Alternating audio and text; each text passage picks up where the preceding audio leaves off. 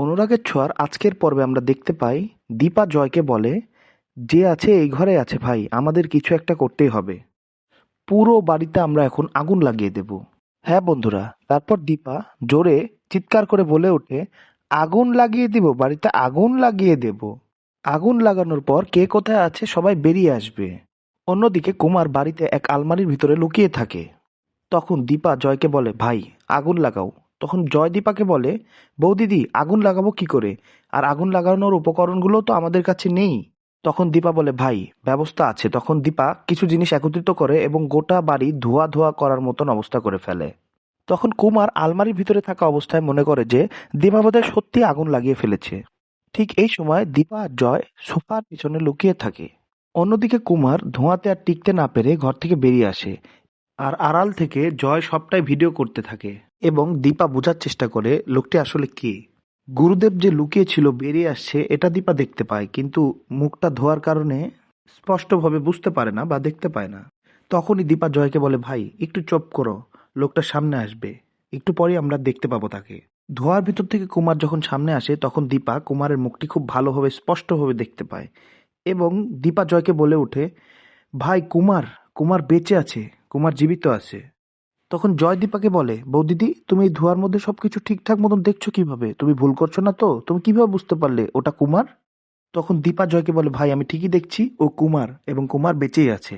এই বলে যখন কুমার পালিয়ে যায় তখন দীপা কুমারের কাছে আসে একটা ত্রিশূল হাতে নিয়ে এবং কুমারকে বলে, কুমার তোমার খেলা শেষ। যখনই দীপা কুমারের দিকে ত্রিশূল দিয়ে আঘাত করতে যায় তখনই কুমার দীপার দিকে একটি বন্দুক তাক করে।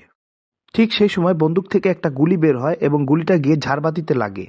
ঠিক সেই সময় ঝাড়বাতিটি জয়ের মাথার উপর পড়তে থাকে এবং দীপা জয়কে ধাক্কা দিয়ে যখন মাটিতে ফেলে দেয় তখন জয় বেহুশ হয়ে যায়। ঠিক সেই সময় কুমার কৌশলে একটা স্প্রে বোতল বের করে এবং দীপার মুখে সেটা স্প্রে করে দেয়। দীপার সাথে সাথে ওইখানে অজ্ঞান হয়ে পড়ে থাকে। গল্পের অন্য পাশে সোনা তার মায়ের কাছে আসে সবকিছু খুলে সত্যি বলার জন্য, কিন্তু সেখানে সোনার শাড়ি পরে সোনার মতন করে অন্য একজন দাঁড়িয়ে থাকে এবং মালতীদির সাথে কথা বলতে থাকে সে। এই বলে দীপাকে তখন সোনা ঘুরিয়ে নেয়, কিন্তু দীপাকে যখন সোনা ঘুরিয়ে নেয় তখন দেখতে পায় যে ওখানে আসলে দীপা নেই, দীপার মতন শাড়ি পরে অন্য একজন দাঁড়িয়ে আছে।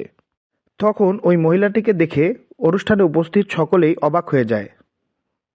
তখন কুন্তলা বুঝতে পারে দীপা ঠিকই তার বাড়িতে গেছে এবং সে সূর্যের উপর খেপে গিয়ে বলে, আপনার স্ত্রী কোথায়, আপনার স্ত্রীকে তো দেখা যাচ্ছে না অনুষ্ঠানে।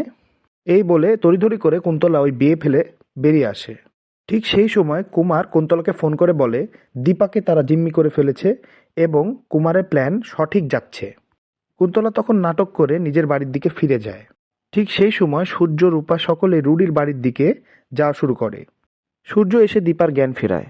জ্ঞান ফিরতেই দীপা চিৎকার করে বলে, ডাক্তারবাবু, ডাক্তারবাবু, কুমার বেঁচে আছে। কুন্তলা কুমারের মেয়ে আর রুডি কুমারের নাতি। এই বলে রুডিকে আচ্ছা মতন ধোলাই করতে থাকে দীপা। সূর্যও খেপে যায় এবং রুডিকে বলে, এই তুই কে, ঠিক করে বল। কুন্তলা তখন নাটক করে বলে, আপনারা কিন্তু বাড়াবাড়ি করছেন, কে কুমার, কিসের কুমার, আমি তো কিছুই বুঝতে পারছি না। ঠিক তখনই কুন্তলা দেখতে পায় একজন লোক পড়ে আছে এবং সেই লোকটি গুরুদেবের মতন দেখতে। তখন কুন্তলা নাটক করে বলে, আমার গুরুদেব এভাবে পড়ে আছে কেন, আমার গুরুদেব কাউকে নিজের চেহারা দেখাতে চায় না। অন্যদিকে দীপা কুন্তলা বলে, কেও, আমরা ওর মুখ দেখতে চাই। ঠিক সেই সময় কুন্তলা কাঁদতে থাকে এবং সকলকে বোঝাতে থাকে যে তার গুরুদেব মরে গেছে। এই সময় দীপা কি পারবে কুমারের সব চক্রান্ত মাটির সাথে মিশিয়ে দিতে?